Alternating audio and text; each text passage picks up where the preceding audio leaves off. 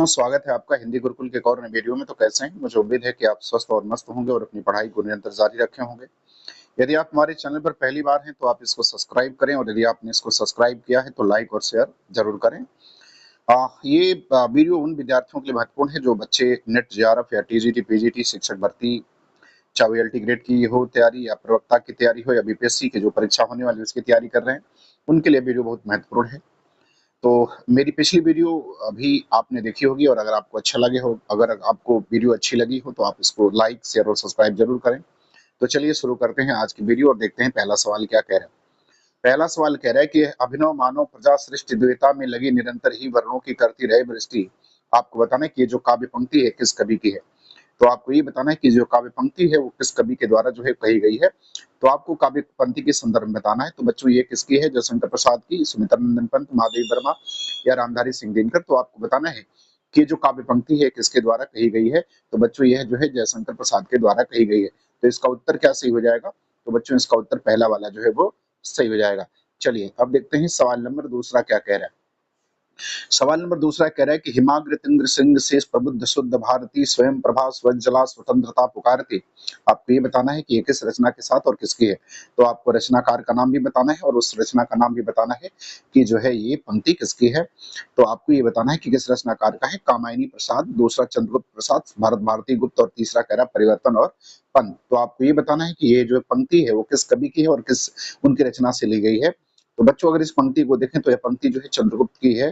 उनके नाटक और प्रसाद के चंद्रगुप्त नाटक से ली गई है, और इस का प्रकाशन जो है वो 1931 में हुआ था। तो 1931 में प्रकाशन हुआ है। कामायनी 1935 में प्रसाद की रचना है।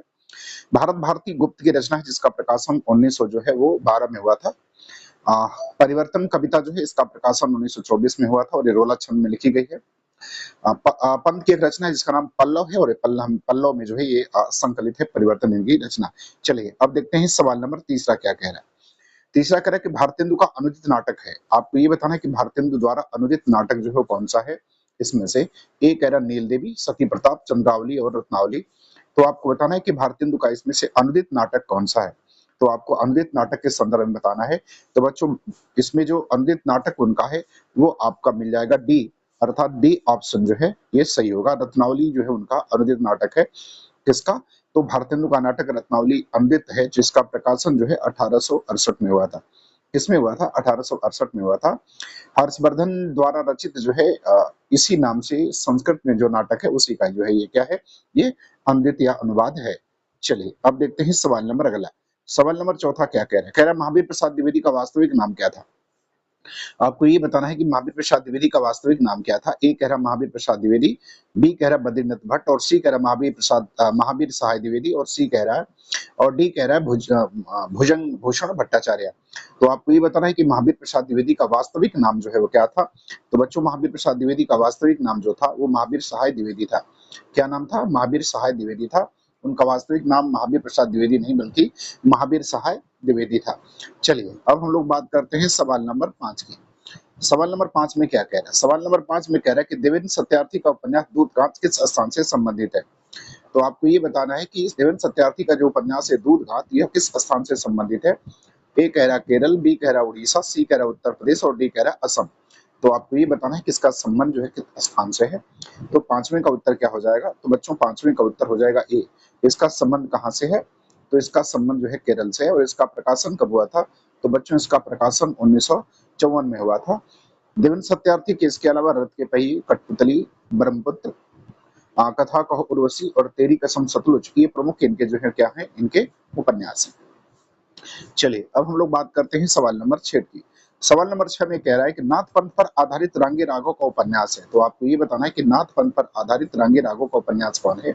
ए कह रहा लोई का ताना, बी कह रहा चीवर, सी कह रहा रत्ना की बात, और डी कह रहा है कि जब आवेगी काली घटा। तो आपको बताना है कि नाथ पंथ पर आधारित जो है रांगे राघव का उपन्यास कौन सा है। तो बच्चा, इनका उपन्यास जो है जब आवेगी काली घटा। तो कौन सा उपन्यास है? जब आवेगी काली घटा, अर्थात डी वाला उपन्यास है। बाकी जो जितने हैं सभी के सभी जो है वो रांगे और आगे के उपन्यास है। जबकि वो नाथ पंथ पर आधारित उपन्यास जो है जब आवेगी काली घटा, ये इनका नाथ पंथ पर आधारित उपन्यास है। और इसका प्रकाशन वर्ष अगर आप देखेंगे तो 1958 है। कब है? 1958 है। चलिए अब देखते हैं सवाल नंबर 7वां क्या कह रहा है। कह रहा है कि शंकर शेष का नाटक नहीं है। आपको ये बताना है कि अधोलिखित जो आपको दिख रहा है इसमें बताना है कि शंकर शेष का नाटक कौन नहीं है। एक बंधन अपने अपने, कोमल गंधार, खजुराहो का शिल्पी और 5वां सवाल। तो आपको ये बताना है कि कौन सा नाटक जो है इसमें शंकर शेष का नाटक नहीं है। तो शंकर शेष का जो बच्चों नाटक नहीं है, वो 5वां सवार जो है वो शंकर शेष का नाटक नहीं है। 5वां सवार बलराज पंडित का नाटक है। किसका है? तो ये बलराज पंडित का नाटक है। बलराज पंडित का नाटक है। तो किसका नाटक है? बलराज पंडित का नाटक है। तो शंकर शेष का नाटक जो है वो 5वां सवार नहीं है और किसका है? बलराज पंडित का है। चलिए अब देखते हैं सवाल नंबर 8वां क्या कह रहा है। सवाल नंबर 8वां ये कह रहा है कि आचार्य शुक्ल का चिंतामणि उपन्यास चिंतामणि जो है कितने सर्गों में है। आपको ये बताना है कि आचार्य शुक्ल का जो चिंतामणि रचना है, जो आलोचनात्मक कृति है, वो कितने भागों में है। पहला कह रहा है 1, 2, 3 और 4। तो आपको ये बताना है कि कितने जो है ये भागों में है। 1 भाग में है, 2 भाग में है, 3 भाग में है या 4 भाग में है। तो बच्चों ये कितने भाग में है? 4 भाग में है। तो इसका उत्तर कौन सा सही हो जाएगा? डी हो जाएगा। तो 8वें का उत्तर डी हो जाएगा। चलिए अब हम लोग बात करते हैं सवाल नंबर 9 की। कह रहा है कि भूषण विचरित शिवराज भूषण किस प्रकार का ग्रंथ है। तो आपको ये बताना है कि भूषण द्वारा लिखित शिवराज भूषण जो है वो किस प्रकार का ग्रंथ है। ए कह रहा छंद है, बी कह रहा रस, सी कह रहा अलंकार और डी कह रहा शब्द शक्ति। तो आपको ये बताना है कि किस प्रकार का ग्रंथ है शिवराज भूषण। तो बच्चों देखो, शिवराज भूषण जो है वो अलंकार से संबंधित ग्रंथ है और इसमें 105 अलंकारों का जिक्र जो है वो किया गया है। चलिए अब हम लोग बात करते हैं सवाल नंबर 10 की। सवाल नंबर 10 में कह रहा है कि सिंघानिया नामक पुरुष पात्र का संबंध किस नाटक से है। तो आपको ये बताना है कि सिंघानिया नामक पुरुष पात्र जो है उसका संबंध किस नाटक से है। एक है 8वां सर्ग, आधे अधूरे, अंधा युग और चंद्रकांता। तो आपको ये बताना है कि इसका संबंध जो है वो किस नाटक से है, सिंघानिया नामक पुरुष पात्र का। तो बच्चों सिंघानिया नामक पुरुष पात्र का संबंध आधे अधूरे नाटक से है और आधे अधूरे नाटक किसका है? मोहन राकेश का नाटक है। इसका प्रकाशन 1969 में हुआ था। कितने में हुआ था? इसका प्रकाशन 1969 में। इसके प्रमुख पात्रों में आप देखेंगे तो महेंद्र नाथ है, सिंघानिया है, सावित्री है, बिन्नी है, किन्नी है, अशोक है। ये इसके इसके प्रमुख पात्र हैं। चलिए अब देखते हैं सवाल नंबर 11 में क्या कह रहा है। सवाल नंबर 11 में कह रहा है कि हमारे समाज में मानवीय गुणों की पहचान बढ़ने लगी है। कुल और जाति का अहंकार विदा हो रहा है। आगे मनुष्य केवल उसी पद का अधिकारी होगा जो उसके अपने सामर्थ्य से सूचित होगा, उस पद का नहीं जो उसके माता पिता या वंश की देन है। आपको ये बताना है कि ये जो कथन है, ये कथन जो है किस रचना की भूमिका से लिया गया है। आपको ये बताना है कि यह जो है किस रचना की भूमिका से लिया गया है। ए कह रहा प्रिय प्रवास, बी कह रहा भारत भारती, सी कह रहा रश्मि रसी और डी कह रहा कुरुक्षेत्र। तो आपको बताना है कि ये जो कथन है वो किस रचना की भूमिका से लिया गया है। तो बच्चों जो है यह रश्मि रथी की भूमिका से लिया गया है। तो 11 का उत्तर क्या हो जाएगा? 11 का उत्तर हो जाएगा सी, रश्मि रथी। इसका प्रकाशन 1952 में हुआ था और ये किसकी रचना है? ये जो है दिनकर की रचना है। किसकी है? दिनकर की है और इसमें कुल 7 सर्ग है। कितने सर्ग हैं? 7 है। चलिए अब हम लोग सवाल नंबर देखते हैं 12। सवाल नंबर 12 में क्या कह रहा है? सवाल नंबर 12 में कह रहा है कि अमानिशा उगलता गगन घन अंधकार, को रहा दिशा का ज्ञान स्तब्ध है पवनचार। ये पंक्ति किस रचना की है? तो आपको ये बताना है कि ये पंक्ति जो है किस रचना से ली गई है। एक है सरोज स्मृति, बादल राग, संध्या सुंदरी और राम की शक्ति पूजा। ये सभी जो है वो निराला की रचना है। आपको ये बताना है कि ये निराला की किस रचना से यह पंक्ति जो है ली गई है। तो बच्चों यह ली गई है राम की शक्ति पूजा से। तो इसका उत्तर कौन सा हो जाएगा? डी हो जाएगा। राम की शक्ति पूजा से ली गई है। राम की शक्ति पूजा का जो प्रकाशन है वो 23 अक्टूबर 1936 को हुआ था। कब हुआ था? 1936 को हुआ था। चलिए अब हम लोग बात करते हैं सवाल नंबर 13 की। सवाल नंबर 13 में पूछा है कि बलदेव खटिक किसकी रचना है। आपको ये बताना है कि बलदेव खटिक जो है वो किसकी रचना है। तो बच्चों बलदेव खटिक की कविता है। अब बताना है कि धूमिल की है, लीलाधर जोगड़ी की है, बलदेव बंसी की है, इनमें से किसी की नहीं है। तो आपको बताना है कि ये जो है किसकी रचना है। तो बच्चों बलदेव खटिक जो है वो लीलाधर जोगड़ी की रचना है। किसकी रचना है? लीलाधर जोगड़ी की रचना है। और इनका एक जो काव्य संग्रह है बची हुई पृथ्वी, उसी में संकलित है। तो बची हुई पृथ्वी से में संकलित है इनकी बलदेव खटिक रचना। चलिए अब हम लोग बात करते हैं सवाल नंबर 14 की। सवाल नंबर 14 में कह रहा है कि आकाश गंगा काव्य संग्रह किसका है। आपको ये बताना है कि आकाश गंगा नामक काव्य संग्रह जो है वो किसका है। ए कह रहा बालकृष्ण शर्मा नवीन, बी कह रहा राम कुमार वर्मा, सी कह रहा उदय शंकर भट्ट और डी कह रहा भगवती चरण वर्मा। तो आपको ये बताना है कि आकाश गंगा जो है वो काव्य संग्रह किसका है। बालकृष्ण शर्मा नवीन का है, राम कुमार वर्मा का है, उदय शंकर भट्ट का है या भगवती चरण वर्मा का है। तो बच्चों 14 का जो उत्तर हो जाएगा वो उत्तर आपका हो जाएगा बी, राम कुमार वर्मा का है। किसका है? तो ये राम कुमार वर्मा का है। तो उत्तर आपका क्या सही हो जाएगा? राम कुमार वर्मा हो जाएगा। चलिए अब सवाल नंबर देखते हैं 15 में क्या कह रहे हैं। कह रहा भाषा का जादूगर, भाषा के जादूगर के रूप में कौन विख्यात है? तो आपको ये बताना है कि भाषा के जादूगर के रूप में कौन विख्यात है। एक कह रहा शिव पूजन सहाय, बेचन शर्मा उग्र, जैनेन्द्र कुमार और यशपाल। तो आपको बताना है कि भाषा के जादूगर के रूप में कौन विख्यात है, तो इस इनके बारे में आपको बताना है। तो बच्चों भाषा का जादूगर जो है शिवपूजन सहाय को कहा जाता था। किसको कहा जाता था? शिवपूजन सहाय को। तो 15 का उत्तर कौन सा सही हो जाएगा? ये सही हो जाएगा। चलिए अब हम लोग बात करते हैं सवाल नंबर 16 में। कह रहा कि कामायनी को छायावाद का उपनिषद किसने कहा है? तो आपको ये बताना है कि कामायनी को छायावाद का उपनिषद किसने कहा है। ए कह रहा डॉक्टर नगेंद्र ने, बी कह रहा मुक्तिबोध, सी कह रहा इंद्रनाथ मदान और डी कह रहा शांति प्रिय द्विवेदी ने। तो आपको ये बताना है कि कामायनी को छायावाद का उपनिषद किसने कहा है। तो बच्चों कामायनी को छायावाद का उपनिषद जो है वो शांति प्रिय द्विवेदी ने कहा है। तो अर्थात आपका डी ऑप्शन जो है वो सही हो जाएगा। चलिए अब बात करते हैं सवाल नंबर 17 की। सवाल नंबर 17 में कह रहा है कि छायावाद शब्द का सर्वप्रथम प्रयोग किस आलोचक ने किया है। तो आपको ये बताना है कि छायावाद शब्द का सबसे पहले प्रयोग किस आलोचक ने किया था। ए मुकुटधर पांडे, बी कह रहा आचार्य रामचंद्र शुक्ल, सी कह रहा हजारी प्रसाद द्विवेदी और डी कह रहा नामवर सिंह। तो आपको बताना है कि छायावाद शब्द का सबसे पहला जो प्रयोग है वो किसने किया था। तो बच्चों किया था मुकुटधर पांडे ने। तो आपको ऑप्शन नंबर कौन सा सही हो जाएगा? आपको ऑप्शन नंबर सही हो जाएगा पहला वाला। चलिए अब हम लोग बात करते हैं सवाल नंबर 18 की।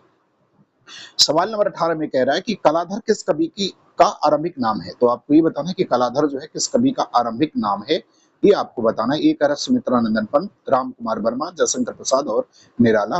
तो आपको ये बताना है कि कलाधर जो है किसका आरंभिक नाम है। कलाधर। तो बच्चों कलाधर जो है वो जयशंकर प्रसाद का आरंभिक नाम है। क्या नाम है? कलाधर नाम है किसका? जयशंकर प्रसाद का आरंभिक या शुरुआती समय का ये इनका नाम है। चलिए सवाल नंबर बात करते हैं 19 की।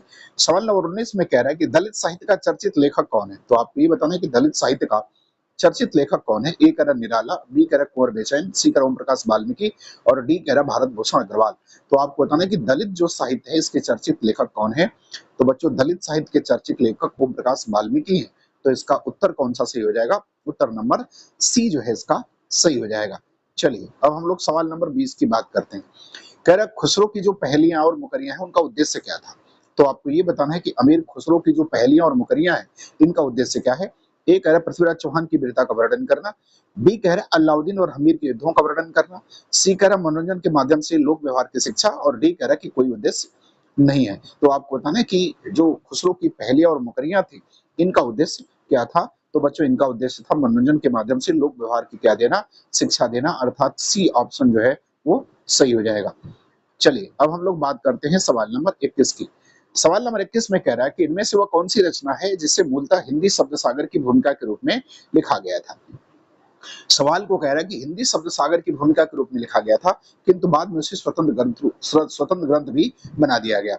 कह रहा है ए राम कुमार वर्मा का हिंदी साहित्य का आलोचनात्मक इतिहास, बी कह रहा है गणपत जैन गुप्त का हिंदी साहित्य का वैज्ञानिक इतिहास, सी कह रहा है रामचंद्र शुक्ल का हिंदी साहित्य का इतिहास और डी कह रहा है शिव सिंह सिंगर का जो है वो शिव सिंह सरोज। तो आपको ये बताना है कि जो पहले हिंदी शब्द सागर की भूमिका के रूप में लिखा गया था बाद में उसको स्वतंत्र किताब के रूप में प्रकाशित कर दिया गया। तो बच्चों ये किया गया था हिंदी साहित्य का इतिहास, आचार्य रामचंद्र शुक्ल। उत्तर नंबर सी जो है वो आपका सही हो जाएगा।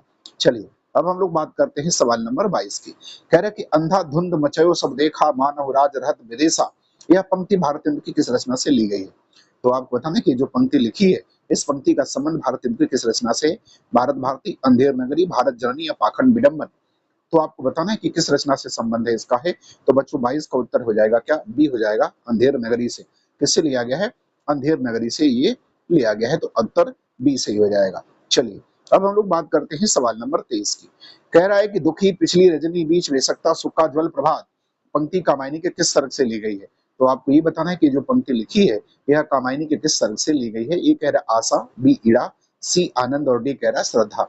तो आपको बताना है कि कामायनी के किस सर्ग में यह पंक्ति जो है। तो 23 का उत्तर क्या हो जाएगा? तो बच्चों 23 का उत्तर हो जाएगा डी, श्रद्धा से। तो किस सर्ग से ली गई है? श्रद्धा सर्ग से ली गई है। चलिए अब हम लोग बात करते हैं सवाल नंबर 24 की। सवाल नंबर 24 में कह रहा है कि निम्नलिखित में से कौन वर्णिक वृत्त है। आपको बताना है कि कौन सा वर्णिक वृत्त है। अर्थात वर्णिक छंद की बात कर रहा है। ए कह रहा वर्वय, सी कह रहा हरि, बी कह रहा हरिगीतिका, सी कह रहा रोला और डी कह रहा बंदस्त। तो आपको बताना है कि कौन सा वर्णिक है। तो बच्चों इसमें वर्णिक जो है वो बंतस्त जो है वो वर्णिक है। अर्थात आपका उत्तर कौन सा सही हो जाएगा? उत्तर आपका डी हो जाएगा। बरवे, हरिगीतिका और रोला ये सभी मात्रिक छंद है। कैसे हैं, मातृक छंद हैं। चलिए, और आज का अंतिम सवाल, सवाल नंबर 25 देखिए क्या कह रहा है। कह रहा है कि निम्नलिखित संस्थाओं की स्थापना का सही अनुक्रम क्या है।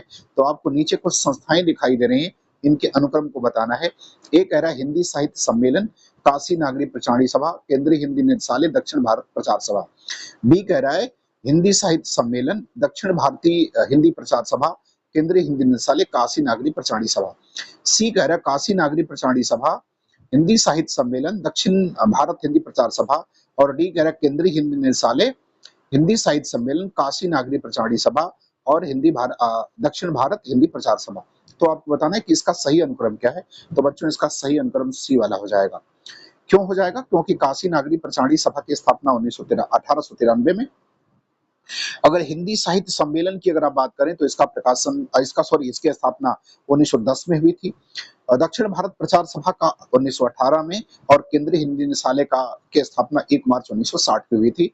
तो उत्तर कौन सा सही हो जाएगा? उत्तर आपका सी सही हो जाएगा।